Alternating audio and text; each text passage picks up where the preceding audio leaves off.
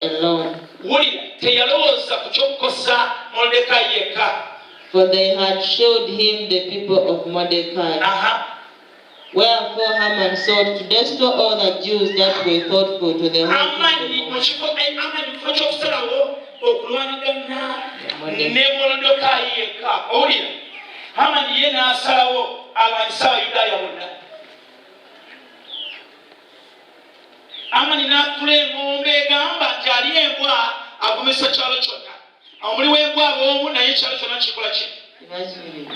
Mwana Katonda waliwo ebimu by'obonaabona nga singa manti olina ky'okoze. Waliwo emisango egimu gye bakuteekako, waliwo ekikoligo ekimu kye bakusibirako, waliwo ekyokyo obwavu ekikulondoola, waliwo emyoyo emibi ekijja ne gikulumba, waliwo obusibe obujja ne bukulumba, naye nga sigamba nti Mwana Katonda nti gwe kennyini gwe obweteesereko. Emyoyo egimu bagiyita mpalaniraako.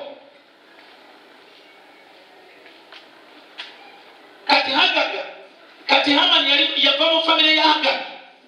Olw'okuba baali bamaze okuwoolera mu nnyumba y'ewaabwe, n'agamba kale nange Abayudaaya bo nange nabbatta. Oli oluganda ebimu by'oba tolinga nabyo njagala omanye nti biva mu nnyumba y'ewaabwe ewaka, ebirala biva mu kika ky'ovaamu, ebirala kozi ziva mabega. Naye gamba nti Mukama byonna bye baayogera, byonna bye baakolako mu linnya lya Yesu Kristo si byankomeredde, si byankomeredde, si byankomeredde. Talikosabe saleyo bwekitegeera, talikosabe marande koryera babababa, si byankomeredde olwayo Mukama tatolwayo bijja kuvaawo marande koryera babababa. In Jesus' name. Amen. Namolira amawulungi akongeza kaleerera obulamu bwo. Ekyo ekibadde kyakusiba, ekyo ekibadde kigaaniddewo, si kyankomeredde akongeza kale kijja kuvaawo. Amen. Obusibe bwonna obadde bulondera okuva emabega akongeza kaleere bunaasikirira. Amina. Mwana Katonda olw'okuba obudde ate njagala tusaba ennyo leero, twakanisedde okusaba, njagala tugende maaso. Bati bw'olaba Mwana Katonda mu ssula ey'okusatu, Haman yakoze byonna, apanze ebipango gw'ayagala okusoma Bayibuli gy'agenda osome, kubanga biwanvu nnyo. Esita yonna bonna omusoma. Haleluya. Ayagala kuzikiriza Abayudaaya bonna. Esita n'alyoka agamba, Eseza n'agamba, mumanyi Abayudaaya tusiibeyo olunaku olwo, tusibeyo ennaku 3. Haleluya. Temulya kintu kyonna, temunywa. Nange n'abaweereza abange tetugenda kulya, tetugenda kunywa. Ku lunaku olwokusatu ngenda genda maaso ga kabaka.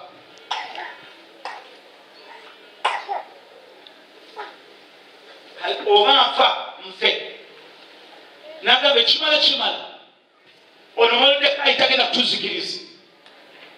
Nze nkimanyi obadde osiiba, nze nkimanyi obadde osaba, kati ekiseera kye kino mu linnya lya Yesu Kristo. Tulumbe. Amen. Tulumbe. Amen. Gamba nti ngenda kulumba.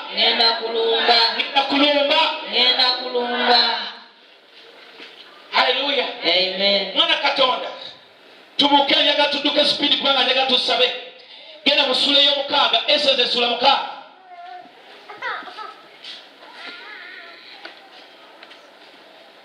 Uliza abaluganda, omusajja ono muloga yakyuse amagenda ga Mordecai. Nabo bayinza okuba nga bakyusa ebibyo, bakyusa omulimu gwo, bakyusa ebyo byonna, bakyusa ekitiibwa kyo. Eyandibadde n'ekitiibwa kati tokyalina kitiibwa, eyandibadde alina ssente kati oli mwavu. Abantu abamu baavu bano si lwakuba nti olw'okuba wandibadde mwavu, naye abantu abamu bakyusa emikisa gy'abantu mu maka g'abantu. Oli n'agaggawala okw'expensi y'abantu abalala.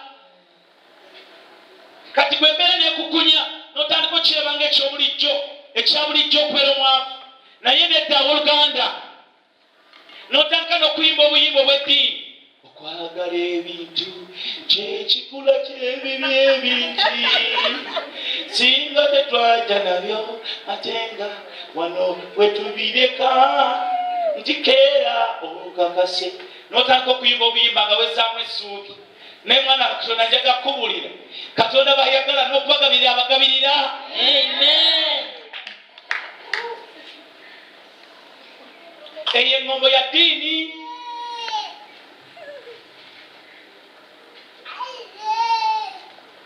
bajjayo n'obunyiriri ne bagamba kikalubye nnyo omugagga okuyingira obwakabaka bwa Katonda okusingako engamiro okuyita mu kayiso k'empiso. Olunyiri n'alugjayo n'aluvunula nga bw'ayagala inanga bazimwana Katonda muleme okwogera ku bugagga muleme okwogera ku birungi gwenga ebirabo buli kanako obitwala kati munyigidde naye ge mazima kozi nga magaba balimbi bwalinya katuuta asooka kugamba ki sigayo tekayo ntwala bontwala mujje mwaba basooka abebbiri mujje abebbiri musigaleyo gamba fire. Hallelujah. Amen. Uliza mwana Katonda Yesu kye yayogera yali ategeeza oyo yagamba nti kizibu nnyo omugagga okuyingira eggulu okusingako kyangu nnyo yagamba kyangu nnyo engamira okuyingira mu katuli k'empiso okusinga omugagga okuyingira eggulu right sibe kiri kyeyali ategeeza nti omuntu omugagga mu nsi oyo ali mu byensi. Hallelujah. Amen. Teyategeeza nti omuntu alina yenna kizibu nnyo okuyingira eggulu. Mwana Katonda ogenda kufuna obugagga ate ogenda mu ggulu. Amina. Mwana kuno osafuna omukisa ate n'ogenda mu ggulu. Amen. Mwana ka kizibu nnyo omwavu kuyingira eggulu kubanga omwavu yeegomba. Togenda kubeera mwavu mu linnya lya Yesu Kristo. Amen. Yesu kyava ayogera n'agamba munampeerezanga nange n'abawanga omukisa. Amina. Mwana Katonda Ibulayimu teyali mwavu ffe lwaki tuba baavu? Gamba never never never never gamba never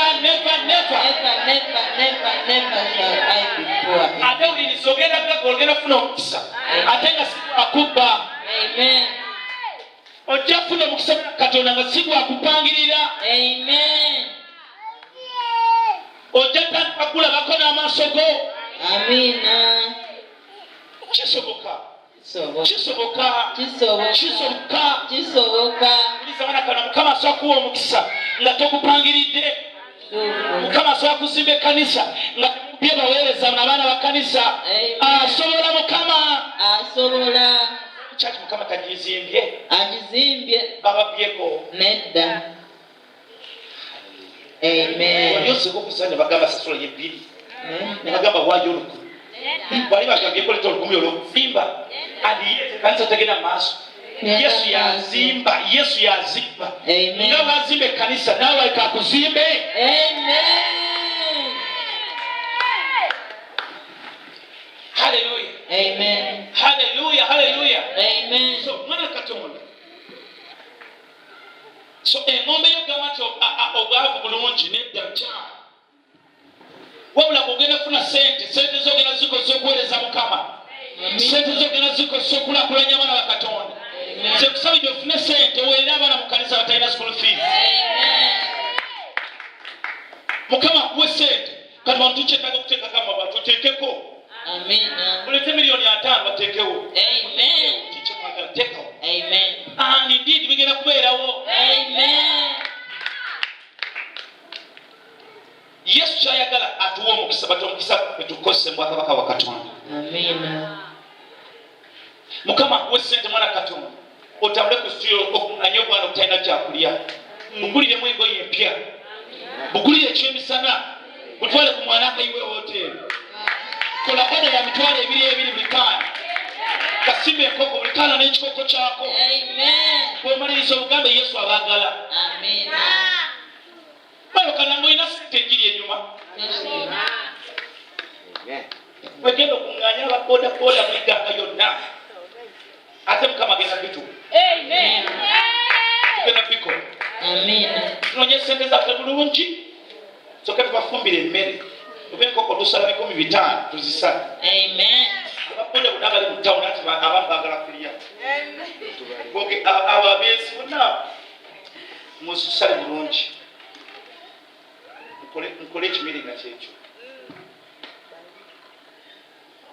batereko ne ka offer buli muntu ajja amitwalo 5 bana bakunjagala tuliye mufene ekyemisana leero buli ajja amitwalo 5 batuule bamala okutuula balaga obwakabaka bwa Katonda obugaga bw'obwakabaka batuule mubagambe ensanyuse nnyo mwebale kujja abaluganda baganda balaga omukwano bw'oba maliriza obagambe n'ensonga emu yokka Yesu Kristo alokola ate awonya waliwo yandagadde okulokoka ojja kuwulira nga balokoka. Amen. Hallelujah. Amen. Naye kati bw'oyagala owulira enjiri ku kkubo nga tesiwuse egudde olubedde terinawo bannange Yesu abagala Yesu omulaba temulokose mugenda kufa agambye mulokose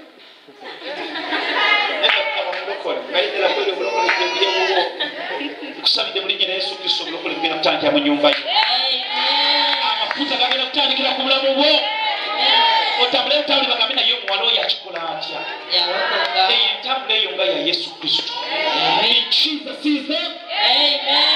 So mwana Katonda briefly bw'onna osoma essula y'omukaaga njaga tusabe Molodekaayi katandika osome obanze kansome olw'obudde. Okay, soma. On that night could not the king sleep. And he commanded to bring the book of records to the Chronicles.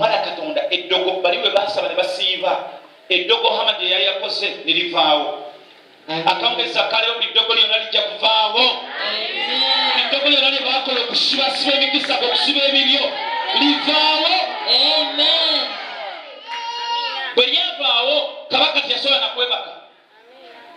Nkusabidde Sara mu linnya lya Mukama waffe Yesu Kristo buli ateekeddwa okuyambako ogenda kuleva endala buli alina enzizo buli alina omukisa gwo buli uteseapazi wo buli yenna ateekeddwa okuyamba okutwala kuleva endala abulwa otulo mu linnya lya Yesu Kristo. Yakanga akuyambye. Mwana Katonda abantu abamu babeerabira nga Molodekaayi bwe bali bamwerabidde abamu bali mu mistikolo naye mu linnya lya Mukama waffe Yesu akawongeza kaleero tuvaayo mu mystical. Bagenda kutujjukira mu linnya lya Yesu. Nane bajja kutujjukira. Bagenda kujjukira. Omwami wajja kujjukira ennyo. Omukyala bajja kujjukira. Ab'ekika kyo bagenda kujjukira. Hallelujah. Mwana Katonda genda maaso awo ng'osoma. And they were read before the king. And it was found written that Mordecai had told Bilgatha and Teres, 2 kings of the chamberlains, the keepers of the door, who sought to lay hand on the king Ahasuerus. Yes. And the king said, what honor and dignity has been done to Mordecai for this? Then said the king,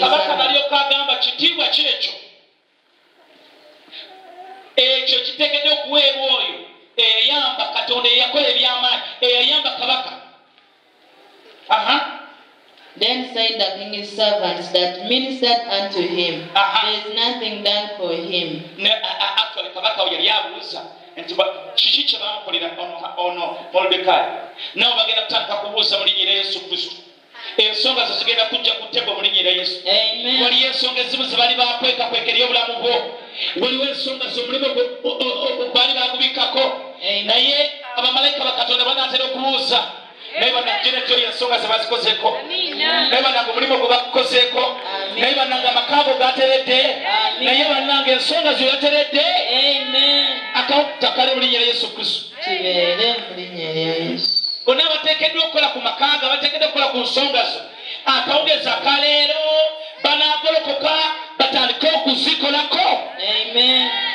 So kabaka n'abuuza bananga omusajja oyo yasiimibwa genda maaso mwana Katonda. And the king said, who is in the court? Ani ali eyo court kiringa ze yeekaalu z'obwakabaka. Now Haman was come into the outward court of the king. Amani yali yazze mu kitundu ekyo oba mu luggya to speak unto the king to hang Mordecai on the gallows. Hamani yali azze nga yagala ayogere eri kabaka basobole okuzikiriza omusajja ono Mordecai. And the king's servant said unto him, Behold, Haman standeth in the court. And the king said, Let him come in. So Haman came in, and the king said unto him, What shall be done unto the man whom the king kiki ekiteekeddwa okukolebwa omusajja oyo eyatasobola mu bwakabaka owuli eddagala livuddewo akawungeza kayo eddagala lijja kuvaawo akawungeza kayo every witchcraft will go akawungeza kayo buli ddagala libusabize oli buyiwa lijja kuvaawo mu linnya lya Yesu Kristo. Haleluya. Era bajja kubuuza kiki bagenda kukolera bajja kubuuza kiki eteekeddwa okukolebwa era mulamu bo. Uliza Haman bwe yaddamu. Now Haman thought in his heart, To whom would the king like to do honor more than to myself? Oyo abadde akuyigganya uliza mwana Katonda k'oyingidde mu kifo kino agenda kusigala nga yeerimba ng'alowooza nti akyakuyina mu ttaano nga ye ndi wano okutegeeza mwana Katonda engalo zo wazivuddemu dda. Ndi wano okutegeeza mwana Katonda ko wayingidde wano kati oli mikono gya Yesu Kristo. Ndi wano okutegeeza oyo abadde akupangapangira ali eyo kyewanawaana akona kamala akona kazikiriza tekalinawe kagenda kulaga ako kagwamu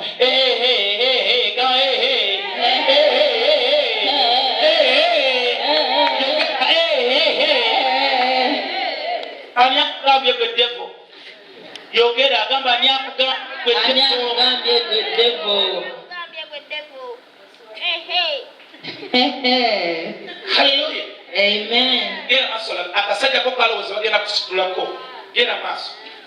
So Haman came in, and the king said, and Haman answered the king, For the man whom the king delighted to honor. Haman aliyokaddamu n'agamba nti oyo kabaka gw'ayagala okusiima yazze era yali. Gera maaso. Let the royal apparel be brought. Nadandeka kati ebyambalo eby'omuwendo bireetebwe. Gera maaso. And horse that the king rode upon, and a crown royal which sat upon his head. And let this apparel and the horse be delivered to the hand of one of the king's most noble princes, that they may array the man with whom the king delighted to honor.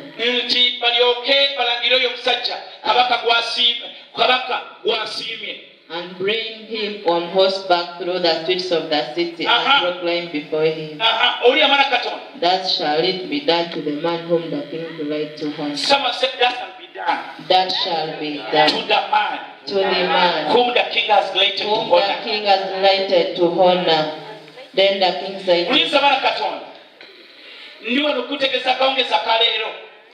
God has delighted to honor you. Amen. Katonda asazeewo okussamu ekitiibwa. Amen. Katonda asazeewo muganda wange okussamu ekitiibwa. Amen. God has delighted to honor us. Amen. God has delighted to honor you. Amen.